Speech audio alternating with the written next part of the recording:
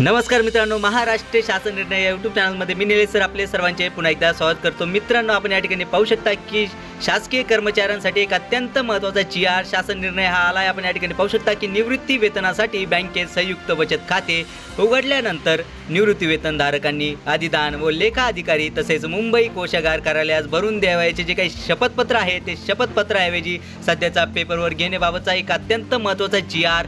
शासन निर्णय हा आला आहे। तो आपण पाहणार आहोत नेमकी जी.आर. शासन निर्णय हा काय तो सर्वच आपण जाऊनच घेणार आहोत। पण तत्पूर्वी जर का तुम्ही चॅनलवर नवीन असाल तर नक्कीच आपल्या चॅनलला सबस्क्राइब करून घ्या, जेणेकरून नवीन नवीन व्हिडिओ तुमच्यापर्यंत पोहोचत राहतील। तर जराही वेळ न घालवता आपण व्हिडिओला सुरुवात करूया। संपूर्ण अपडेट काय सर्वच्या सर्व आपण जाणून घेऊयात।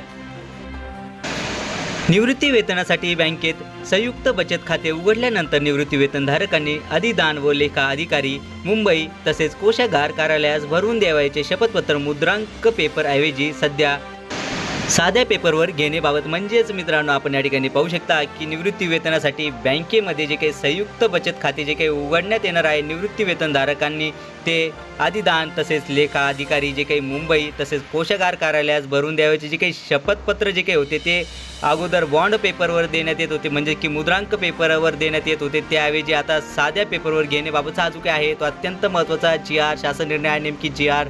शासन निर्णय संपूर्ण काय आहे तो सर्वच आपण समोर जाणून घेऊयात। आपण या ठिकाणी पाहू शकता की महाराष्ट्र शासन वित्त विभाग यातर्फेचा हा जो काही आहे तो अत्यंत महत्त्वाचा जी.आर. शासन निर्णय हा आला आहे। आपण या ठिकाणी पाहू शकता की शासन निर्णय क्रमांक संकीर्ण 2025 प्रत क्रमांक 94 कोशा प्रशासन 5 असा आहे।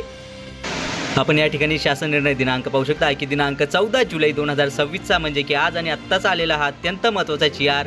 शासन निर्णय आहे आणि लगेच मी तुमच्यापर्यंत हा पोहोचवित आहे। चला तर मित्रांनो, याबद्दलची संपूर्ण अपडेट काय आहे ती सर्व आपण आता जाणून घेऊयात।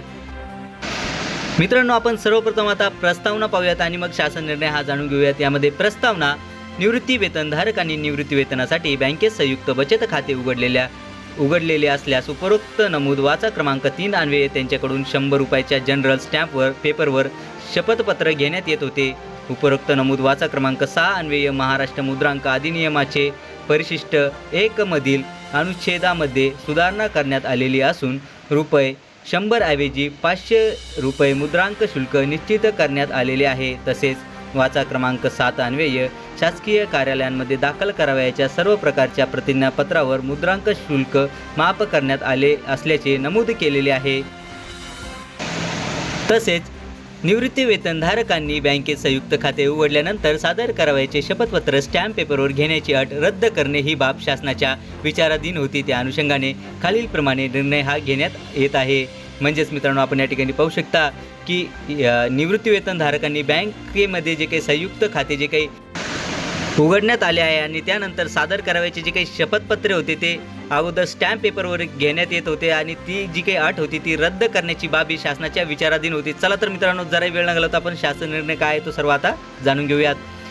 शासन निर्णय: शासकीय कार्यालयात दाखल करावयाच्या सर्व प्रकारच्या प्रतिज्ञापत्रावर मुद्रांक शुल्क माफ करण्यात आलेले असल्याने संदर्भ क्रमांक 4 वरील दिनांक 19 जून 2023 रोजीचा शासन निर्णय हा रद्द करण्यात येत आहे। आणि तसेच निवृत्ती वेतनासाठी बँकेत संयुक्त खाते उघडण्यासाठी निवृत्ती वेतनधारकांनी ₹100च्या स्टॅम्प पेपरऐवजी आता साध्या पेपरवर शपथपत्र भरून अधिदान व लेखा कार्यालय मुंबई व राज्यातील सर्व कोषागार कार्यालयामध्ये सादर करण्यास दिनांक 1 ऑगस्ट 2026 पासून मान्यताही देण्यात येत आहे। सदर शासन निर्णय महाराष्ट्र शासनाच्या www.maharashtra.gov.in या संकेतस्थळावर उपलब्ध करण्यात आला आहे।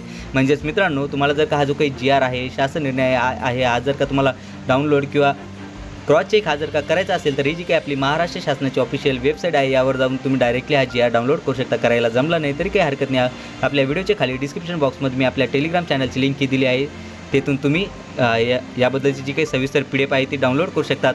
म्हणजेच मित्रांनो, आपण या ठिकाणी पाहू शकता की जे काही आपल्या निवृत्ती वेतनधारक जे काही आहे त्यांना संयुक्त खाते उघडण्यासाठी जे काही निवृत्ती वेतनधारकांनी 100 रुपयाचे जे स्टॅम्प पेपरऐवजी आता साध्या पेपरवर शपथपत्र हे जे काही आहे ते भरून देण्याचे या ठिकाणी सांगण्यात आलेले आहे। आणि ही जी काही अट असणार आहे मित्रांनो, म्हणजे की जी काही रद्द झालेली जी काही अट आहे किंवा लागू जी काही असणार आहे साध्या पेपरवर शपथपत्र भरून देण्याचे, ते म्हणजे की 1 ऑगस्ट 2026 पासून यासाठी ही मान्यताही देण्यात आलेली आहे। चला तर मित्रांनो, आशा करतो की तुम्हाला हा जो काही GR आहे, शासन निर्णय आहे, हा सर्व समजलाच असेल. याबद्दलची जी काही नवीन अपडेट येत राहील ती नक्कीच मी तुमच्यापर्यंत पोहोचत राहील. पण तत्पूर्वी जर का तुम्ही चॅनलवर नवीन असाल तर नक्कीच आपल्या चॅनलला सबस्क्राईब करून घ्या, जेणेकरून नवीन नवीन व्हिडिओ तुमच्यापर्यंत पोहोचत राहतील. चला तर मित्रांनो, भेटूयात पुढच्या व्हिडिओमध्ये असंच एक नवीन अपडेटेड GR सोबत. तोपर्यंत धन्यवाद.